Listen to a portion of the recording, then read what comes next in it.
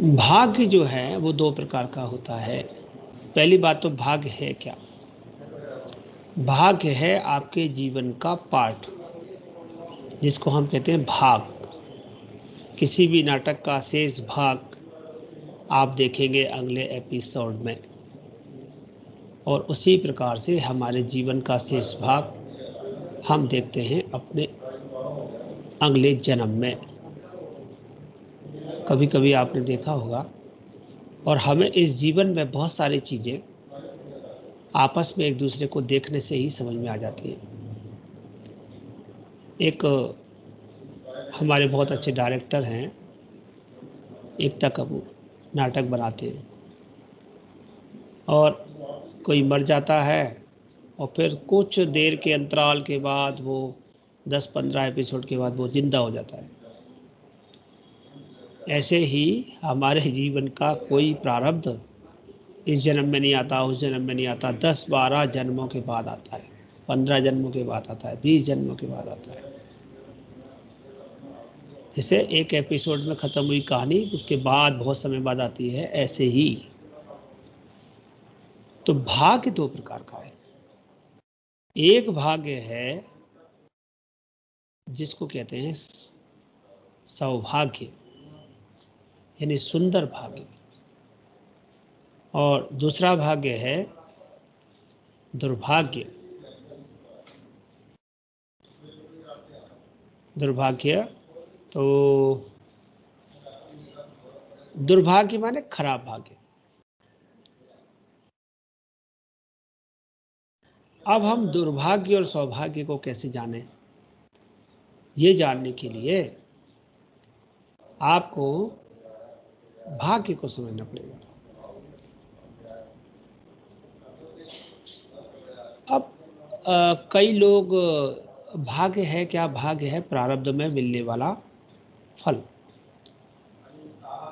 भाग्यम फलति सर्वत्र न च विद्या न च धनम न च पौरुषम अपि।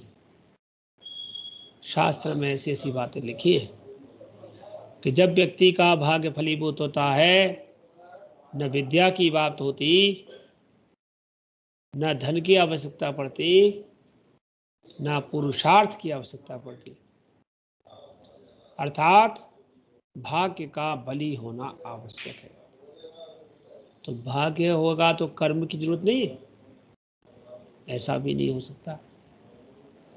कहते हैं भाग्य अपनी जगह है, और भाग्य बली होगा तो आपको मिलेगा सब कुछ, लेकिन जो आपको मिला है उसको सहेजने के लिए, उसको संभालने के लिए, और उसको मुख का ग्रास बनाने के लिए आपको कर्म करना पड़ेगा। अर्थात आप के सामने भाग्य से कोई चीज है, उसको आपने प्राप्त किया है, तो अब आपको कर्म के द्वारा उसे ग्रहण करना है। जैसे कहते हैं भाग्य से थाली सामने आ गई, भोजन सामने आ गया, अच्छे अच्छे व्यंजन सामने आ गए, अच्छे अच्छे रस आपके सामने आ गए, और उसके बाद भी आप सोचते हैं कि अपने आप टूट के आपके मुख में चले जाएं, ये तो नहीं होगा। आपको तोड़ करके तो खाने ही पड़ेंगे, मुख तक तो ले जाना ही पड़ेगा। भाग्य और कर्म एक तरह से दो सांड हैं, और दोनों एक दूसरे से लड़ रहे हैं। एक धक्का देता है, कभी कभी कर्म भाग्य को ढकेल देता है, कभी भाग्य कर्म को ढकेल देता है। अर्थात कभी कभी व्यक्ति का कर्म इतना ज़्यादा बली हो जाता है कि वो भाग्य के ऊपर भारी होता है। इसके उदाहरण हमारे जीवन में बहुत सारे हैं। अभी कई बार हम लोगों ने इस प्रकार के शो देखे हैं, जो करोड़पति कौन बनेगा करोड़पति पे शुक्रवार को कर्मवीर के नाम से आते थे। और उन लोगों की स्टोरी जब हम सुनते हैं, उन लोगों के बारे में जब हम देखते हैं कि उन्होंने अपने कर्म के द्वारा वो चीज़ हासिल की जो उनके लिए दुर्लभ थी, जो उनके लिए संभव नहीं थी। ऐसे ऐसे व्यक्ति हैं जो हाथ पैर सब टूट गए, चलने फिरने में भी अशक्त हो गए। उसके बाद उन्होंने तैरना सीखा, फिर वो गाड़ी चलाना सीखा। गाड़ी को इस प्रकार से बनाया कि उसके अंदर स्टीयरिंग वगैरह अपना हाथ फंसा करके चलाते हैं, और वो चोटी पर ले गए। यानी उन्होंने अपना कर्म पूरी तरह से किया। ऐसे ऐसे धावक, एक तो धावकों की कहानी आई थी, और जूते चप्पल भी उनके पास नहीं थे, ग्रामीण परिवेश में पड़े, और वो जाकर के राष्ट्रीय अंतर्राष्ट्रीय स्तर पर पहुंच गए। अर्थात उन्होंने ऐसे कर्म किए कि भाग्य में उनको नहीं मिला था, लेकिन बाद में उन्होंने कर्म करके उसको ऊंचाई तक प्राप्त कर लिया। इसका मतलब कर्म बहुत कुछ है, लेकिन फिर भाग्य क्यों है? तो देखिए, भाग्य से आपको कोई चीज मिल सकती है। अब जो चीज भाग्य से मिली है उसको प्राप्त करने के लिए आप कर्म नहीं कर रहे हैं, अर्थात अपनी बुद्धि का प्रयोग नहीं कर रहे हैं, तो आप उसको प्राप्त नहीं कर सकते। और आपको उसको प्राप्त करने के लिए अपना दायरा बढ़ाना पड़ेगा, अपनी सोच बढ़ानी पड़ेगी, अपनी मन स्थिति को से बंधन वाली स्थिति से बाहर आना पड़ेगा। अरे भाई, ये मुझसे नहीं हो सकता, ये मैं नहीं कर सकता। जब तक ये सोचते रहोगे तब तक आपका भाग्य आपका साथ नहीं दे पाएगा। एक गाय को एक खूंटे पर बांध दिया, और वो खूंटे पर गाय जो बंधी है उसके आसपास का 360 डिग्री का एक राउंड है, और उसकी जो रस्सी है वो मात्र 9 मीटर की है। और 9 मीटर की रस्सी से गाय को बांधा, और गाय खूंटे के पास जहाँ बंधी थी, गाय रस्सी से 9 मीटर तक जाती है और अपना भोजन करके वहाँ बैठ जाती है। पूरे मैदान में हरा हरा चारा लगा है, गाय की पास जो भोजन था वो खत्म हो गया, तो गाय उदास होकर के बैठ गई कि मेरे भाग्य में तो इतना ही है, अब मैं, कल मेरे मालिक आएंगे, कल मुझे हरा चारा देंगे, फिर मैं कल खाऊंगी, कल तक मेरा व्रत रहेगा, मैं भूखी रहूंगी। तो 9 मीटर के दायरे में, 6.5 की कह दो उनको, 9 मीटर के दायरे में वो गाय अपना चिंतन नहीं बढ़ा रही। और उसके बाद फिर अगर वो गाय अपना चिंतन बढ़ाए तो पूरे 360 के सर्कल में अगर घूमेगी 9 मीटर की रस्सी से, तो पूरे ग्राउंड के चारे को खा सकती है। लेकिन वो रस्सी में बंधे होने की वजह से, 4.5 रस्सी में बंधे होने की वजह से उसके दिमाग में एक बंधन आ गया है कि ये मेरे भाग्य में नहीं है, मैं तो रस्सी से बंधी हुई हूँ, और मुझे 9 मीटर का ही दायरा मिला है, और इतने एरिया में जो है वही मेरा भाग्य है, वही मुझे मिला है। अर्थात उसमें कर्म करने की इच्छा नहीं है, और वो कर्म करने के लिए आगे बढ़ना नहीं चाहती। और जब तक वो कर्म करके पूरा कुछ नहीं करना, उस गोले में 9 मीटर की रस्सी बड़े आराम से घूमेगी। केवल उसे थोड़ा सा दिमाग का चिंतन करके कर्म करना है, अपना प्रयास करना है, और प्रयास के द्वारा उसे प्राप्त करना है। तो बताइए, अगर वो भाग्य के साथ यदि कर्म को बढ़ाए, कर्म को अच्छा करे, तो क्या होगा? इसका मतलब उनको फल अच्छा मिलेगा, फल अच्छा मिलेगा। लेकिन फिर भी भाग्य तो भाग्य है।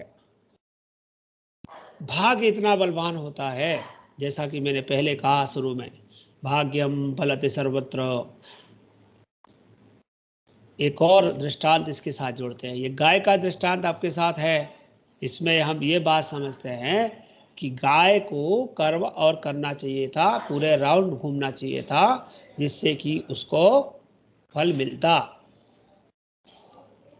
आप अंदर बैठ जाइए, उसको फल मिलता। लेकिन उसने अपना कर्म नहीं किया। लेकिन एक व्यक्ति ने कर्म किया और उसे अच्छा फल नहीं मिला, उसके बारे में सोचिए। उसके बारे में सोचने की बात यह है कि एक सपेरा है और वो सांपों का खेल दिखाता है, और उसकी टोकरी में एक सांप है, और उसकी पत्नी ने उसे रोटियां बनाकर दी, तो सांप की टोकरी के ऊपर ही उसने अपनी रोटियां भी सांप की टोकरी में रख ली, और वो जो कपड़ा है जिसमें सांप होता है उसको लेकर के वह मदारी चला गया। और एक जंगल में जाकर के उसने एक पेड़ के किनारे उस सांप की टोकरी वाले भोजन को रख दिया और वह विश्राम करने लगा। उस पेड़ की तह में कुछ चूहे रहते थे, और एक चूहे को रोटी की गंध आई। चूहा कर्मरत था कि कहीं से भी उसे भोजन मिल जाए, उसे भूखा सता रही थी, और ढूंढते ढूंढते उसे जो रोटी की गंध आ रही थी, तो उस पोटली में से गंध आ रही थी, तो उसने उस पोटली को कतरना चालू कर दिया। और जैसे जैसे उसने पोटली को कतरा, उसमें थोड़ा मुंह हो गया और उसने अंदर प्रवेश किया रोटी खाने के लिए। जब तक वो रोटी खा पाता उससे पहले सांप उसे खा गया। अब यहाँ पर देखिए सांप का भाग्य कि उसके पास भोजन चल के आया और उसका पेट भर गया। और देखिए चूहे का दुर्भाग्य कि उसने कर्म किया, रोटी प्राप्त करने के लिए गया, लेकिन वो सांप का ग्रास बन गया। इसलिए श्रीमद् भागवत में लिखते हैं, काल व्याल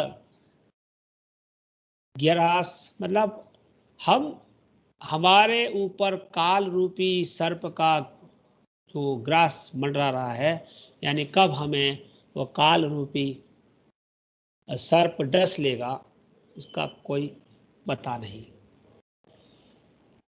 तो बात कैसे हुई? बात ये हुई कि होगा तो वही जो ऊपर वाला चाहेगा, लेकिन व्यक्ति को अपने कर्म सदैव करते रहना चाहिए। यहाँ आपको लगा होगा कि चूहे के साथ ऐसा हो गया, वो उसका ग्रास बन गया, लेकिन इसमें भी कोई प्रारब्ध था, क्योंकि बात हमारी हमेशा प्रारब्ध से चालू हुई। ये उसे सांप का ग्रास बनना था। और दूसरा, जो गाय ने अपना दायरा नहीं बढ़ाया और वो एक ही स्थान पर बैठकर खाती रही, वहाँ भी उसका कोई प्रारब्ध था। तो भाग्य जो होता है वो हमेशा 2 कदम चल के आता है। जो होना है वो भाग्य के वशीभूत है, लेकिन कर्म उसके अंदर आपका अपना होता ही होता है। इसीलिए पिछली क्लास का जो एक श्लोक था, कर्मण्येवाधिकारस्ते मा फलेषु कदाचन, कर्मणि एव भवतः अधिकारः अस्ति, आपका अधिकार केवल कर्म करना ही है, और आप केवल कर्म कीजिए, फल की चिंता मत कीजिए। फल तो आज नहीं तो कल आपको मिलेंगे ही मिलेंगे, क्योंकि हो सकता है जो आज आपने कर्म किया उसका फल आपको आज न मिले, उसका फल आपको जन्म जन्मांतर में कभी मिलेगा, और आज जो फल मिला है वो किसी जन्म जन्मांतर के पूर्व जन्म का फल आपको आज मिला है। तो कई बार ऐसा होता है कि हम सोचते हैं और हम अपने आप को कोसते हैं कि हमने कर्म किया था, हमें फल नहीं मिला। चूहे ने भी अपने आप को कोसा कि मैंने कर्म किया भोजन के लिए, लेकिन मैं तो खुद ही उसकी भेंट चढ़ गया। नहीं, उसका जो कर्म था वो कोई पूर्व जन्म का कर्म था, जिसके कारण वो सांप का ग्रास बना, और इस जन्म में जो कर्म किया है इसका फल उसे आने वाले जन्म में मिलेगा, इसमें कोई संशय नहीं है। कर्मों का फल अवश्य मिलता है, और भाग्य हमारे प्रारब्ध से बनता है, और कर्म हमारा भाग्य बनाते हैं, और भाग्य आज फलीभूत होगा ये जरूरी नहीं है। बस लोग यही सोचते हैं कि हथेली पे सरसों उगेगी, मैंने आज पुण्य किया, आज ही मुझे फल मिल जाएगा, आज ही मैंने कर्म किए और वो आज ही फलीभूत हो जाएंगे। कर्मों के फल बहुत जल्दी फलीभूत नहीं होते और इसीलिए इस बात को भी हमेशा कहा गया कि अवश्य भोक्तव्यम कृतम कर्म शुभाशुभम न क्षीयते कर्म कल्पकोटि शतैरपि। हमारे द्वारा किए गए शुभ और अशुभ कर्मों के फल अवश्य भोगना पड़ते हैं और वह कल्प यानी करोड़ों कल्पों के निकलने के बाद भी जब तक उनको भोग नहीं लिया जाता तब तक वो क्षीयमान नहीं होते, अर्थात नष्ट नहीं होते। तो हमारे पास दोनों बिंदु हैं।